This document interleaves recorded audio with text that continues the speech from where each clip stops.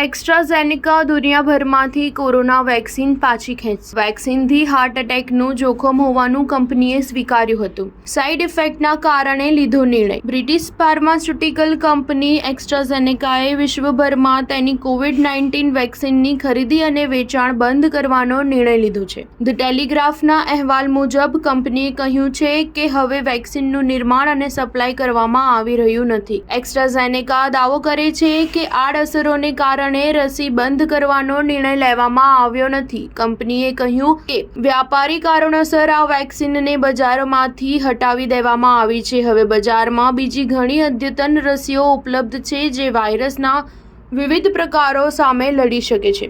આવી સ્થિતિમાં એસ્ટ્રાઝેનેકા વેક્સિનનું ઉત્પાદન અને પુરવઠો બંધ કરી દેવામાં આવ્યો છે. મીડિયા રિપોર્ટ અનુસાર એસ્ટ્રાઝેનેકાએ આ વર્ષે 5 માર્ચે રસી પાછી ખેંચવા માટે અરજી કરી હતી. નિર્ણય મંગળવારથી અમલમાં આવ્યો. યુરોપિયન યુનિયનમાં હવે વેક્સિનનો ઉપયોગ કરી શકાશે નહીં. એસ્ટ્રાઝેનેકાએ 2020માં ઓક્સફોર્ડ યુનિવર્સિટીના સહયોગથી કોરોના રસી બનાવી.